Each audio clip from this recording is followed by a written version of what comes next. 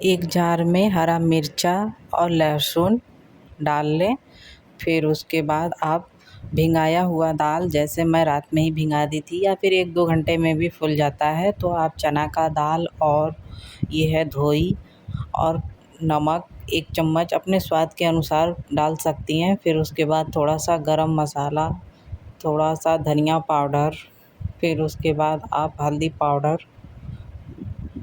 Powder और meet मसाला है तो वो भी डाल सकती हैं। हींग, जीरा ये सब भी आप डाल सकती हैं, लेकिन ऊपर से उसको डालना है।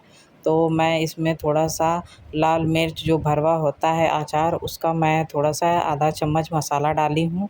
फिर उसके बाद पीसकर इस तरह से मैं साइड में इसे रख दूँगी। फिर उसके बाद अब मैं चावल धुल के रखी हूँ, फिर उसके बाद मैं कुकर में डाल लूँगी और उसके बाद पानी डाल के इस तरह से छन्नी उसके ऊपर रख दूँगी, क्योंकि इस तरह से चावल भी हो जाएगा और जो मैं नाश्ता बनाने जा रही हूँ वो भी हो जाएगा। इस तरह से गैस का बचत भी हो इस तरह से जो है ना गैस का बचत होगा। ये रात की रोटियां बची थी तो मैं इस तरह से इसे देखिए रोटी के ऊपर इस तरह से दाल को लगाते जा रही हूँ। लगाकर अब इस तरह से मैं इसे फ़ोल्ड कर दूँगी। फ़ोल्ड करने के बाद इस तरह से सारी रोटियों को इसी तरह से बिल्कुल करके रखना है। तो आप सब रोटियों को इसी तरह से बिल्कुल लगा के कर लें।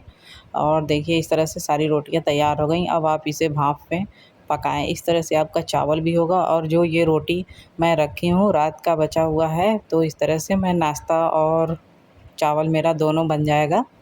इस तरह से सच में गैस का बचत भी होगा।